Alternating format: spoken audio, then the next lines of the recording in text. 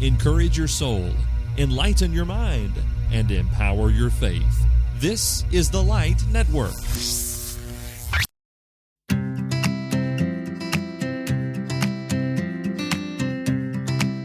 Hello and welcome to Preachers in Training. This is the podcast on which we discuss all things preaching and ministry. I don't know if you can tell or not, but we're at the Polishing the Pulpit exhibit hall in Sevierville, Tennessee, where the children are rioting, evidently, about Chick-fil-A.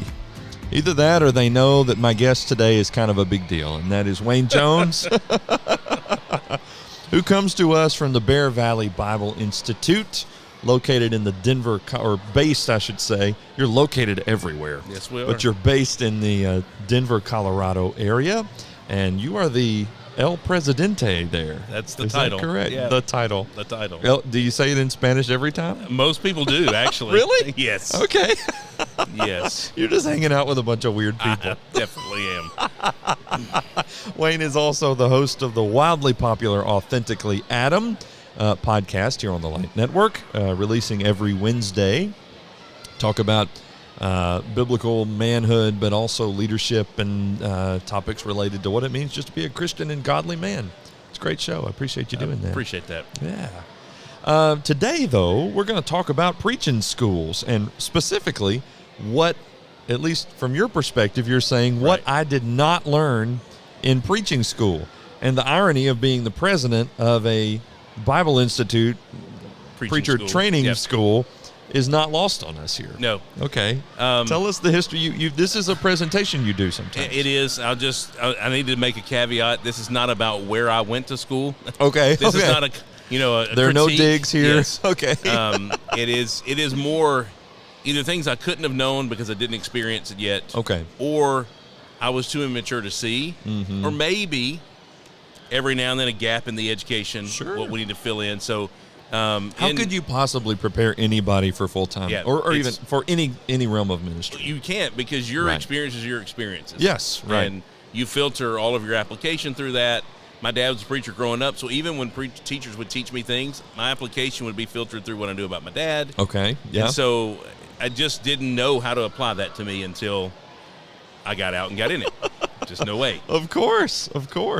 Okay, so I'm looking forward to this. This sounds like it's going to be a very, very practical episode. Before we get into that, though, I want to tell you about something. I've met so many people in ministry and beyond who feel called to help other people heal, but don't always know where to start. If you've ever thought about becoming a professional counselor or getting certified to make a bigger difference, Freed-Hardeman University's Masters in Clinical Mental Health Counseling could be the next step. It's designed to fit alongside your ministry or work, with most classes offered online in real time and just 3 to 4 weekend in-person sessions. Grounded in faith, this program helps you grow clinically and spiritually. If you're ready to turn that calling into a career, visit fhu.edu/counseling. fhu.edu/counseling. Happy to partner with Freed-Hardeman Graduate Studies for this season of Preachers in Training. We'll be telling you about a lot of stuff like that as we go through the season. All right, now to the matter at hand. Things I didn't learn in preaching school. Is there a list here that we're following? It is. I've done a series of these in chapel at Bear Valley. That's interesting. Maybe putting this out there. I'm hoping to write a book one day. Oh. Maybe if I say it out loud, it'll force Breaking me to do news. Coming out, PTP 2026. Will not be 2026. Okay, never mind. Unless I don't have a job between now and then and I have a lot of extra time on my hands. But okay. But so I have a running list. I have just a handful I want to talk about today, but there is a master list in my mind. Wow. Of things I've put together, and I teach preachers work at Bear Valley, and I teach HOM 1. Okay. So ministry-centric classes, those are two of my classes. I love that, yeah. And I do incorporate some of these things, at least in principle, if not in list form, in those classes, because I try to prepare as best you can those guys for ministry. Good. So I'll give you the first one, and this is tops on my list, and this has been a self-discovery journey for me. Okay. I've grown, I hope, since I started preaching, almost 30 years ago, but I didn't realize until probably about 10 or 15 years ago that I did not learn how to worship. I did not learn that worship would be such a difficulty at times being the local preacher. I think about Psalm 84, I'd rather be a doorkeeper in the house of God than, the idea that the Kohathites, I've heard that psalm explained, by the way, to be a psalm about someone who's distant in sin and not connected to God, and they desire to be close. But I really think it's written by those who were literally doorkeepers and workers in the tabernacle and temple, and yet they desired to be closer. So how do you live in proximity to the tabernacle and temple and not worship? How are you distant? And I think preachers are that way. Yeah. We're in the church building. We're in the worship service. Sometimes we're in charge of the worship service. Yeah. We're organizing it, and yet our minds and our emotions are so distant. They're so far away from what we really ought to be doing. And so I think that, there are a lot of things that I would do leading up to worship that weren't worship related, right? I mean, the AC's too cold in here. Preacher, can you fix that for us? Or the elder who decides to have an impromptu meeting with you about office hours, 15 minutes before you sit down, and your mind is racing. Did I say this right? My sermon would roll over in my mind. I would have my sermon notes open in my lap, and sometimes even distant in singing in the Lord's Supper. Not that I wasn't there and I was thinking about worldly things, but the job of preaching was dominating my thoughts rather than Jehovah. Yeah. And so I realized that, and I want to help guys prepare themselves to be ready to worship. And so that's kind of what that thought is about. And I think I've got some practical ways that guys can do that. For example, I think you have to draw some boundaries around your time and your energy. You tell people, I can't talk to you right now. And as a young preacher especially, guys, it's hard. It is, because you think you need to meet everyone's needs the moment they bring them to you. Yes. You need to figure it out right as they bring it. You have every right to say, hey, can you come by my office tomorrow? Yeah. Can we set up a time to talk? Rather than feeling like something is that urgent in the moment. And everyone's problems, by the way, are urgent to them. Yeah. Like, I need this fixed right now. And that's not the time or the place. I know as a preacher, I had to start running interference, for example, for our secretaries, to say they don't need a correction for the bulletin or a new address as they're going into worship. They're not on the clock today. Yeah. And in that sense, I would say preachers are not on the clock on that day. They're preaching, but their office time, their counseling, they're answering questions, solving problems. That's not what that day's about. So learn to draw some boundaries in your relationships and be clear about it so that people don't preoccupy your time and particularly your mind and heart as you go into worship. That's a good point. Drawing boundaries is hard. These are very practical and maybe even silly, but let somebody else make the announcements. Okay, yep. For 15 years at university, I was the primary announcement maker at worship. Partly because I usually got the names right, and I knew what was going on with people, and other people were scared to do it. But inevitably, you're getting ready to worship, your sermon's rolling around in your mind, maybe even struggles at home or with your kids, and all of a sudden somebody wants to add 3 or 4 announcements and wants to tell you all about it. Now you're further distracted. I know the guy making announcements will be, too, but he's also not distracted by the sermon and the other responsibilities that are yours. That's right. So I would say do that. Maybe on a more personal level, stop viewing your sermon as a performance to measure up to something. You can mispronounce a word, you can forget a verse, you can get sidetracked from your notes and get back on them. I think sometimes we fixate on delivering the perfect message that we forget to sing with all of our heart and reflect on the cross as we partake the Lord's Supper and that sort of thing. I had to stop pulling out my sermon notes sitting in the pew. I'm always thinking. And so get a thought, man, I want to put that in there. And in later years, it became pulling out my iPad, drawing in the margin. That you might not can help that sometimes because you think of something, but make it a point. Yeah. When it's time for worship, my Bible's going to be, this sounds terrible, I think. Yeah. My Bible's going to be closed. Closing it up. Don't open that. I'm not opening it. But I'm going to focus on what I need to focus on in that moment. Well, and you're thinking, Lord's Supper, guys, going kind of long. I need to cut a point, cut an illustration. Is he going to lead all 4 verses of this song? Yes, and, right. Yep. This prayer is going on. I should not have assigned 18 verses for the scripture reading today. And guys, you're going to get the jokes. Preacher went long, we went long. Yeah. Generally speaking, if the service is not long, it's not one person's fault in that. Right. Yeah. And the joke's going to be on you. Grow some thick skin, let it roll off your back, move on. But don't let it preoccupy your mind to the point where you can't worship. Right. And keep in mind that your wife is dealing with similar things, and probably the children on top of that. Yes. So make it a point to help her be able to worship and focus and clear that. One of the things we did, and this is a congregational procedure, is at university, when we were there before we left to go to Bear Valley, we actually moved our Bible class to Sunday evening, and we only have worship on Sunday morning. Okay, yeah. That drastically changed. I'm sure. The viewpoint, the outlook, the perspective when you're coming in and getting settled in. But obviously, as a preacher, you're not in charge of most of the time of when that takes place. And don't go, storm the Capitol and demand your elders change things. I listened to a podcast, and now I have fresh strength. And if you do, don't quote me on that. I don't want to be the guy that suffers for that. But, yeah, just trying to navigate your morning, your conversations, your mindset as free from distraction as possible. I didn't learn that. We never discussed that in preaching school. In fact, it was maybe the opposite. You better be ready. Yeah. You better have all your verses memorized and all your points memorized and every illustration, and it almost, again, put that pressure on you to fixate on that as opposed to why you're there. That what you're doing is just 1/5 of that worship being offered to God. And you are a participant in all the other acts, and you should be there with your whole heart. Yeah. You can preach against people scrolling on their phones or passing notes or whatever your generation has done to be distracted. But if you're distracted even by something spiritual and not worshiping, you're in the same camp. You're doing the same thing. Yeah. Okay, so learn to worship. Is that how you summarize Learn to worship. Yeah. Learn to worship. Learn to worship. Okay. All right. That one hurt a little bit. Yep. It did me too. Okay. It was self-discovery, right? Yeah. I want to really have a couple more, and they're linked, and I want to spend the rest of our time with these. And Good.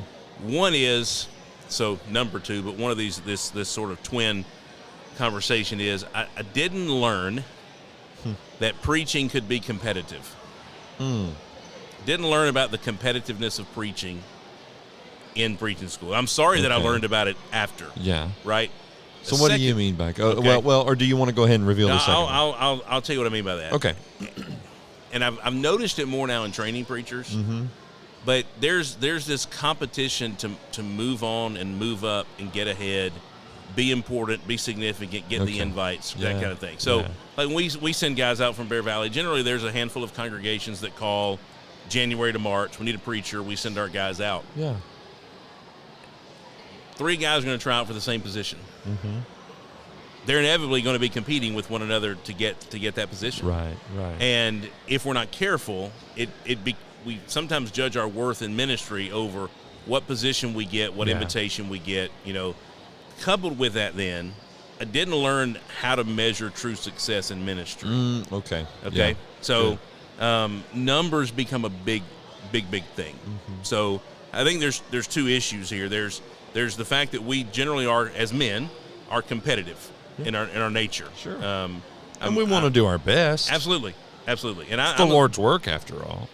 And I don't want to answer for giving half. Yeah. But if the motivation to give all is to get ahead, to get that next rung of the ladder. Yeah. And I know that, preachers talk about this all the time. They warn each other about it, but ego's a big deal. Yeah.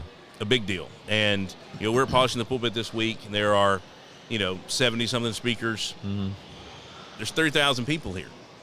There's 1,000 preachers or more that didn't get an invitation to speak on this program. And to think that somehow diminishes the work these men are doing is ridiculous. And I know saying that is easy. Yeah. But if you're the guy sitting there not getting the invitation, not getting the call, not getting the opportunity, that competitiveness in you begins to go a number of different directions. Maybe it makes you feel bad for yourself. Maybe it makes you jealous of your fellow preacher. And listen, some guys, when they get the invitation, they carry it as a badge of honor. They do. Yeah. Just read Facebook posts. Here's everywhere I'm going to be for the next 6 months. Come hear me kind of thing. Right. And so cultivating among preachers a brotherhood rather than a competition is something that we try very hard to stress at Bear Valley. I love that. Now, we always talk about lighthouses aren't in competition. Yes. Had a good friend, used to teach at Bear Valley, Wayne Berger, who now does mission work in New Hampshire. He said, the only people that say that are the big lighthouses. Okay.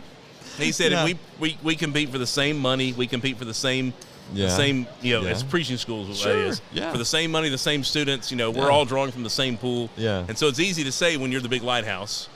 And so it's easy for a preacher who's been given the invitation to say, don't be jealous over invitations, right? Because he got the invitation. Yeah. And so cultivating a family atmosphere and a brotherhood among preachers where we cheer one another on. We're thankful for the success that each other has. I think that's something that is really, really important. And we see that being an issue among the disciples, right? That, Peter's favored, and then John and James want to be favored, and there's this jockeying for position. I mean, you are part of the chosen 12. Right. Of all the people on the earth, Jesus chose 12 people, and you're one of the 12. Right. And you're still not satisfied in that spot. Apparently, two of them's mom got involved. Right. I mean, that takes us down a whole other track. I wonder if they tried to stop her. I've tried to stop my mom from doing some things before on my behalf. She wouldn't hear about it because she was proud of me, right? Sure. So I wonder if that's the case with parents are supposed to be proud of their kids, right? Yeah. Don't talk to Jesus though. No. Yeah. Leave him out of it, right?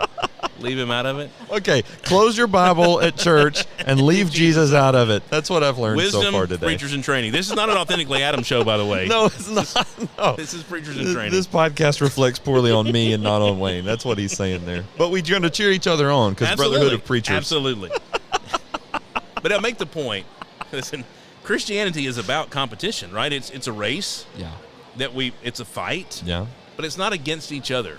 Yes. It's not who gets to the finish line first wins. It's just getting to the finish line. And in ministry and preaching, it's not about preaching to 300 people or 3,000 people. It's about preaching. That's right. It's about doing the will of God. And so learning to get along. And I think, there are circles that we all run in where we cheer each other on, right? We have close friends. We have text message threads. But let's face it, those guys that we aren't as close to, there's sometimes a competitiveness even in our own hearts there is. About that closeness. Yeah. And the question, well, why does he get this, or why did he get awarded with this, or why did this person ask this of him? Yeah. If we're not careful, the devil can use that to hinder us. And naivety or just being young, I just didn't see that growing up. My dad was a preacher, but I didn't hear him talk like that.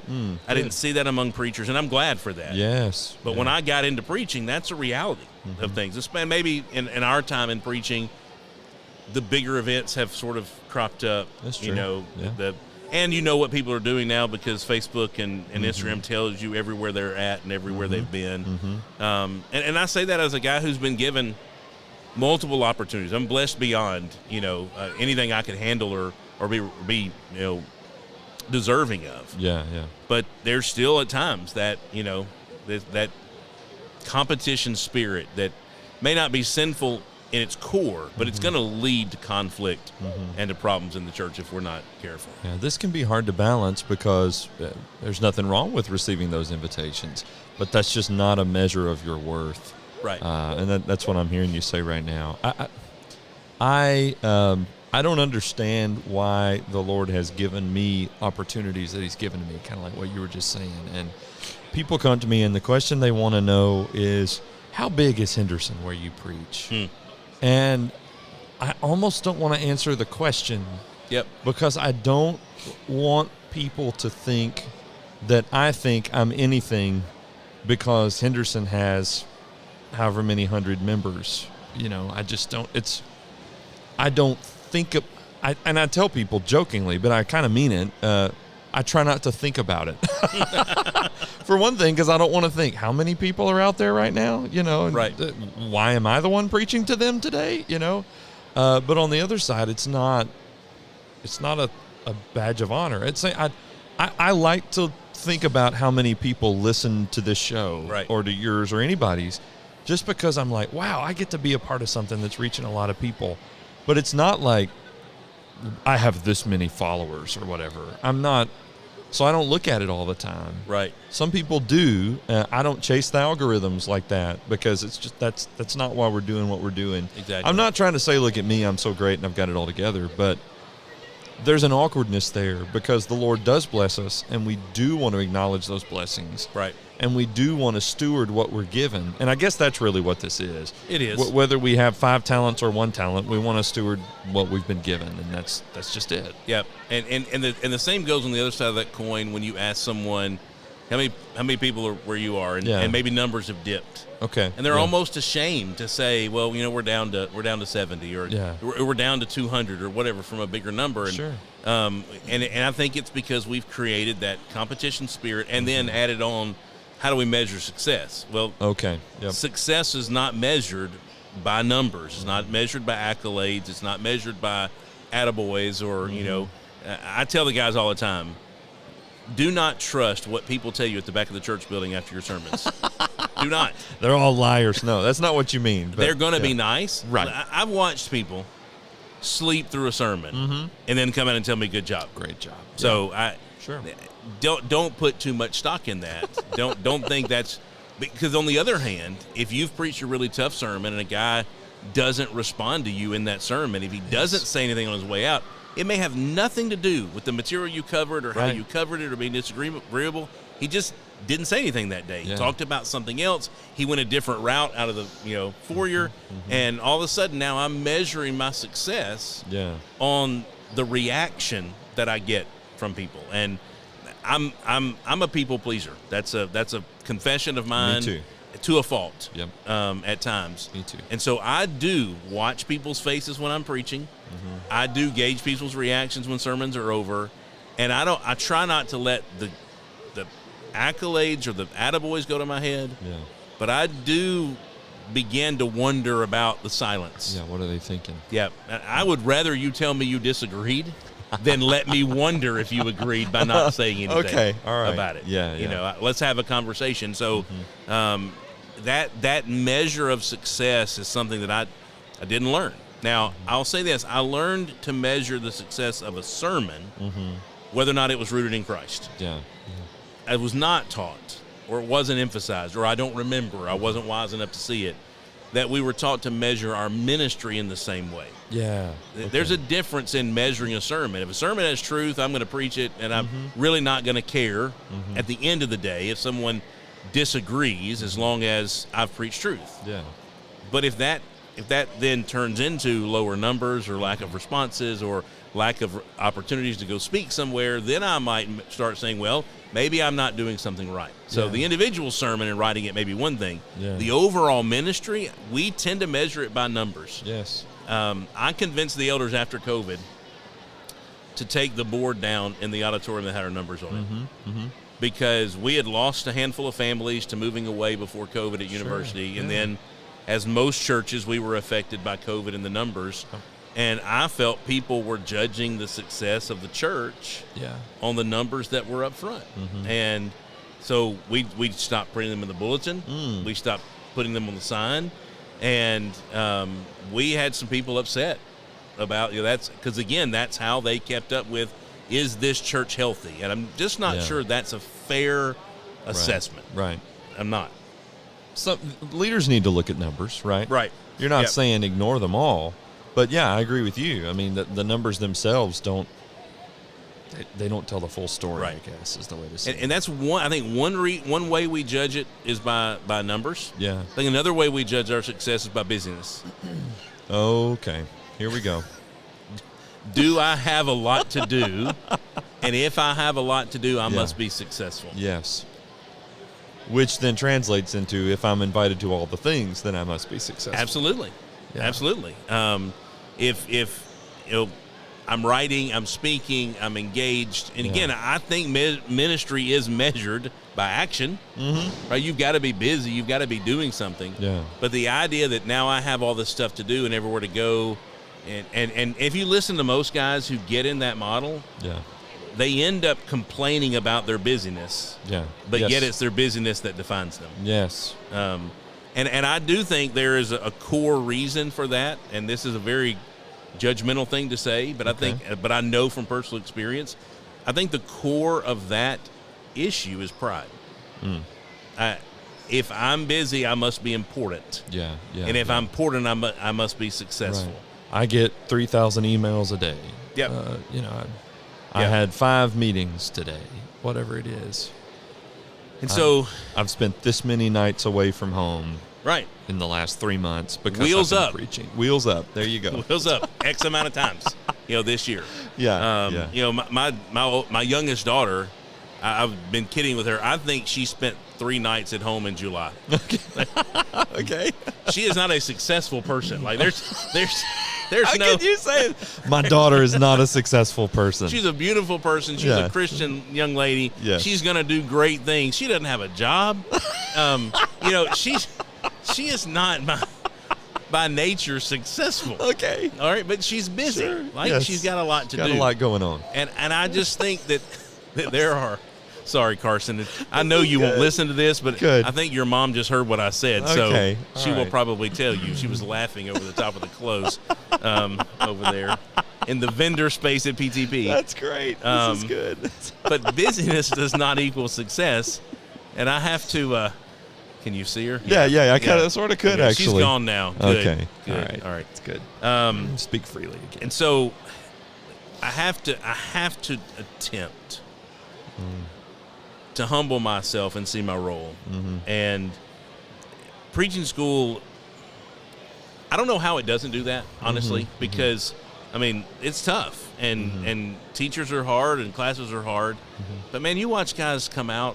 I've always said the smartest person in the world is a second-year preaching student. Okay. He's just graduated. Yep. And he knows. If you don't believe me, just ask him. He knows it all. He's got a head full of Bible knowledge. And he's going to change the world. He's going to fix the brotherhood. He knows exactly what to do. And I guess that's why Paul said knowledge puffs up. Okay. Yeah. And it takes some ministry moment, some event to bring him back down. Yes. And a lot of that's going to be in the success competition arena. What I fear is we lose a lot of preachers. Yes. Because they feel unsuccessful. They feel like they haven't measured up. And so if I can't be successful in this, I'll go be successful in something else. And they walk away from the ministry. So we really do have to work on fixing this problem, creating a new dynamic in how we measure it, how we talk about it. And I think that's on us as guys who train preachers and guys who influence the younger generation to come along and say, it doesn't really matter. You can say it, but you've got to live that as well. We've done a lot of episodes about, ego in ministry and just being humble. And I literally just recorded an episode as we're sitting here with David Sproul on self-righteousness. And he came around at the end of it and said, the antidote to this is humility. Absolutely. I love that. But I don't think anybody's ever framed it like you just did. I mean, we've got this competitive nature, and we do. And I guess sometimes we try not to acknowledge the reality of this. It's kind of the underbelly of the brotherhood. Yep. And we'd rather not say that. And I guess it's natural among people who want to give their best and do their all. And then you've got big events like this. And so Satan's going to use that, I guess, in one way or the other. Yep. Rejoicing with those who rejoice is a hard thing to do. It is. It absolutely is. And I think being in preacher training has helped that. Like the best joy that I have in what I do. I thought it was being in the classroom. Okay. And then I thought it was watching guys graduate. But I went and held a meeting where one of our graduates is in Missouri. Yeah. And to listen to the church there talk about the work that family is doing, I've never been prouder in my life. Oh, cool. Of anything. Yeah. And I think when you spend time with younger preachers and pull for them, then you can appreciate success that's not your own. It's and there's a part of that does reflect on what we've done, the influence we've been, but and ultimately it rests on them. Yeah, and that's a cool thing to watch. What did they do with what you gave them? Right, and they're changing things. They're making a difference and an impact in communities. Yeah. In fact, the guy that we went, there was a boy that had been riding his bike down the street. Parents apparently out of the picture or not around during the day. Okay. That kid comes over to that preacher's house every day, comes to church with them. And watching the compassion, watching this guy, that's a victory for ministry. That's not a name on a sign. It's not a headliner at PTP, but that's the success in ministry. And watching that makes me want to bring that about in other guys. That's right. And so that doesn't have to be my success. They don't have to know my name. Right. And so I think one of the answers is working with younger preachers and investing in them and taking joy in what they accomplish, rejoicing with them. And by the way, and this isn't a knock at PTP or Freed Hardeman Lectureship or Focal Point or anything else, but that's the stuff you won't hear about at events like these. That's right. It's about the masses. It's about can you stir people's hearts, which is a part of being in a big assembly. Right. I mean, you want that. Everybody wants that, but you don't talk about the mundane, shall we say, the normal things of ministry, the opportunities that are right there in front of you. That sometimes, if all I'm focused on is how can I get the spot on EHA main stage under the big lights with all the people, then I may overlook the little boy who comes to my house. Right. I don't have time for you. Yep. Because it doesn't feed success. Yeah. If that's the measure of it. If that's my success. Yep. I went Sunday. My dad preaches about 2.5 hours from here in Shady Valley, little small place, and I went and worshiped Sunday with them. Good. 24 people. Yeah. And I thought sitting there, I left 3,000 plus back in Sevierville to worship on that Sunday with them, and God's just as glorified. He's just as honored. He's just as happy with what went on in that little small church building in the valley than he is anywhere, Pentecost or here or anywhere else. So that's right. I think we have to start looking at it that way. That's right. I want to offer three books suggestions for this. Okay. They're not one of them I recommend all the time. Well, actually, that sounds really bad. Two of them I recommend all the time because one of them is the Bible. Okay. Book of 2 Corinthians. Okay, yeah. I really believe that every minister should know the book of 2 Corinthians inside and out. Paul does not measure his success by the way his skeptics measured success. Yeah. And I think that helps to read through that. Read a writer one time, I can't remember who it was, but he was a denominational guy, and he said if he were hiring a preacher and that preacher did not know 2 Corinthians, he wouldn't hire him. That every minister should know in and out the book of 2 Corinthians. We prove our ministry through, and Paul goes down that list. I love that. I do too. I love it. And it's not the same criteria that may be on the Scoop blog. Somebody said, this church is seeking a minister who... This age, this education, this many years experience. No, it's, have you been beaten and shipwrecked? Not recently. Right. That was Paul's proving ground were those things. So no offense to Scoop blog. Okay, caveat. Anyway, go ahead. Second book, Dangerous Calling by Paul David Tripp. I cried the whole way through that book the first time and the second time that I read it. Both times. It was a gut check for me. Yeah. And it does. It humbles you. It takes away. And then there's a book by Kent Hughes called The Success Syndrome. And it's liberating you from having to go by that, and he makes some of these same points that, Christ and the cross are our vantage points and our measuring stick, and if we've measured up to the cross, we've done what we should do. So there you go. And then I think about Paul. I've determined to know nothing except Christ and Him crucified. And Paul's like, you want to talk about the accolades? I can talk about the accolades. He's got them. Yeah, I've got them. He's got them. Those things are counted to me as nothing. Dung. Right. Yeah. He says. Nothing's a more a better word. Right. In common vernacular. But yes. But right. nothing. Dung. I mean, that's what he's saying. That's pretty strong imagery there. Yep. We could learn a thing or two from any minute. That isn't just preacher talk. That isn't. Yes. That's reality. That's it. Yeah. And I think we read it and we quote it, but we don't live it. We might say the invitations and the numbers aren't the most important thing, but right. We're pretty happy with the numbers. We are. I'm still going to the back to check and see what the counter wrote down on Right. Sunday, just out of curiosity. And how wrong you got it, because he never gets it. When the preacher, of course. Yeah. No. So I would recommend, if guys are struggling with that with the success concept, those 3 books, know 2 Corinthians inside and out, and trust Paul's vantage point of ministry. Good. And then those other 2, I think, are pretty important. I'm just looking this up. I was sure that he did, and he did. Brad McNutt reviewed Dangerous Calling on the book club. If you're interested and just want to learn a little more about it, season 6, episode 13 of the book club, and we'll put a link to that in our show Brad notes. actually recommended Dangerous Calling to me, standing in his office one day. Did he? He did. Brad has cost me a lot of money. How Me about too. you? If Shannon Kay were still listening, she would be over there amening and agreeing, but she's not listening anymore. Oh, that's great. All right. So, just quick, the answer. Okay.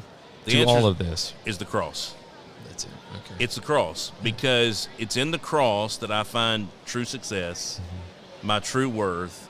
And if I'm arrogant, if I'm full of myself, the cross will prove I needed salvation as much as anybody else. Yeah. The cross levels it all.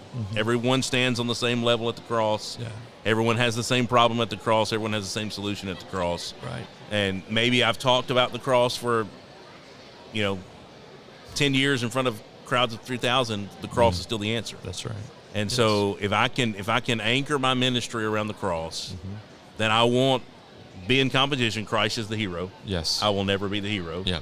He's the Savior. I'll never be the Savior. And I do think that's the complex. If we'd gotten more into the pride issue and things like that, I think we've got to save the world. We've got to save the church. We've got to save the brotherhood. Yeah. And a lot of the fighting that goes on in the brotherhood, a lot of the competition among preachers is we're trying to rescue the brotherhood from XYZ.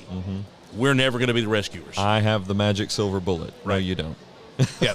And I can put it in 140 characters. Yeah. There you go. Even better. Yep. Right. I can synthesize it in one argument, one sermon, one conversation. And that's, so again, that feeds why I'm the one that needs the invitation, right? I need to be the one speaking. I would say this. Right. Yeah. So it all feeds into that. So if I can just look at the cross and realize he's the one who saves, and he's the one who liberates, and he's the one who is the hero, and I am on the level playing field with everybody else, no matter how educated, no matter how old, no matter how young, I'm in the same place at the cross, then that does fix that issue. Yeah, that's right. You said something, and a name popped into my mind in a really good way, and he wouldn't want me to say his name, but I'm going to say his name, and because I think he's a great example of what we're talking about. Our mutual friend, Dan Winkler. Yep. Okay, Brother Dan can get on the big stage in EHA and preach to 3,000, 4,000, 5,000 people. Right. And all he's going to do is point to Jesus. And someone told me this week about him. They said, I think if Jesus were on earth, the way that Brother Dan acts is the way that Jesus would act.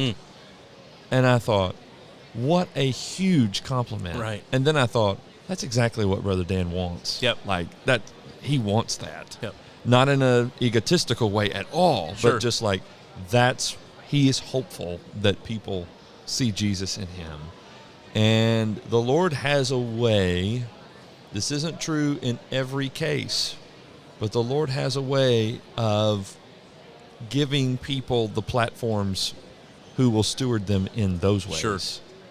Like I said, just because somebody's on the stage doesn't mean they're going to use it in the right way, but Brother Dan is one who is. And that statement is so profound because a lot of guys will say, I want to preach like Dan. Yes, right. And we'll parse the way that he preaches, and Right. we'll try and mimic the alliteration, Yep. and we'll do the illustrations like he does, and all of that. And what we're not noticing is that's really not the point. Sure. He's doing all that for a reason. It's very intentional because, he's nothing if not intentional about everything he does. Yeah. But that's not the secret sauce of Dan Winkler. Right. It is. The secret sauce of Dan Winkler. Sounds like an episode coming up somewhere. Yeah, that sounds good. Cooking with Brother Dan. You need some secret sauce, okay? But anyway, sorry, I don't mean to detract from that. I'm just like, here's a concrete example. And if you appreciate, like I do, Dan Winkler, get behind the surface to see here's what's going on with him. Right. Yep. It's all about Jesus. It's all about Jesus, and that levels it, right? Because it's never about me. That's so right. whatever invitation I'm given, it's His glory. Yep. And if I'm not given it and I can spend my time doing something else, it's His glory, right? Yeah. It's just focusing and following after and mimicking Him. That's right. Yep. Follow Jesus. Imitate me as I imitate Christ, Paul said. So there you go. All right. I love that. Thank you for your time, carving Yes, out time for us, and thanks for what you guys do at Bear Valley. Of course, Preachers in Training, a favorite tradition that we have is having Michael Hyde on to talk about Logos. Right. Everybody's like, when are you going to have him back on to talk about more things? And I say that to say that you guys, you, Michael, but the whole crew, just appreciate what y'all are doing over there and the outlook that you have on it. I don't mean that as a slant against anybody else, but just appreciate that's Absolutely. y'all's focus. Well, listen, if you're thinking about coming to school, Yes. and you want Michael Hyde's classes, we just added a second ministry tech class. So now you will get. We actually added 2. Okay. Michael will teach 2 of them though. So instead of having 1 tech class, you'll have 3, and Michael will be your teacher in 2 of them. And I know he gets pretty deep in Logos at He Bear does. Valley. Yep. Yeah. It'll be 2 Logos classes. So introduction and then deeper research will be his research. Do you ever just go in there and be like, "Hey, Michael, tell me how to do I do. this?" Okay. We all do. We line up at his office. Okay. Michael has office hours Yes, for people yes, like he you does. to come in and Yep. things I didn't learn in preaching school. Boy, when you get around to writing that book, that's going to be amazing. We need that. We need that book. I need it. I need to work through it all. Yeah, It's still a self-discovery process and Understand. almost a confessional to some degree. You might want to title it Volume 1 because there's going to be more, right? Right. Thank you. Thank you. Tell us the website for Bear Valley. WeTrainPreachers.com. Okay, that's what I was. I would have Yep. put an org at the end of Yep, it, so I'm .com. glad you did it. WeTrainPreachers.com to find out more about the Bear Valley Bible Institute in Denver and all over the world. That's going to do it for this edition of Preachers in Training. Catch Authentically Adam every Wednesday from your favorite podcast partner, and catch Preachers in Training every Thursday. Until next time, preach the word.